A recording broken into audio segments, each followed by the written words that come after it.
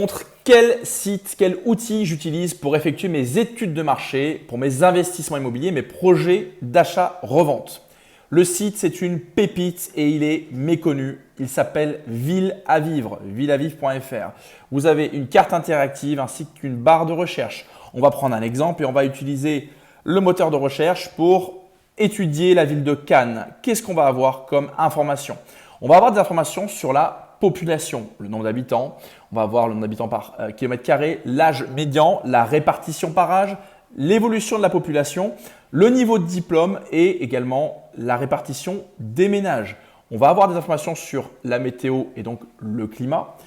Des informations très pertinentes également sur l'économie avec un revenu médian, un taux de chômage, un taux de création d'entreprise. Ça va vraiment vous donner un ADN de la ville que vous étudiez.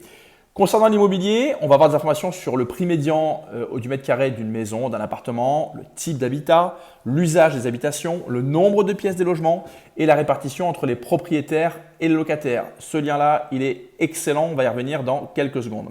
Des informations, elles sont souvent très demandées, c'est un sujet majeur sur la sécurité. Ça, c'est également très précieux. La couleur politique entre guillemets avec les dernières élections présidentielles. Ça, c'est très bien aussi. Ça vous donne une idée des infrastructures, des équipements, des services qui sont présents dans la ville que vous étudiez. On a également des informations sur la mairie. Ça peut être très utile. Et puis également pour, identifier le secteur, eh bien, toutes les villes qui sont à proximité.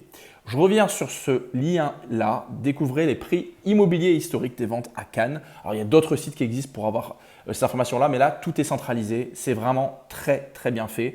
Alors, on va prendre un exemple. On fait une étude de marché sur Cannes et puis on a un projet de marchand. Allez, boulevard de la Croisette, d'accord? Il est connu. Boulevard de la Croisette. Et là, on va avoir effectivement les dernières ventes qui ont été réalisées, boulevard de la Croisette, avec la superficie, la date, c'est le type d'appartement et le prix au mètre carré moyen. Si vous voulez d'autres informations, d'autres astuces pour l'étude de marché, la prospection et de manière générale l'investissement et notamment l'activité de marchand de biens, n'hésitez pas à consulter notre dernier livre formation, 716 pages.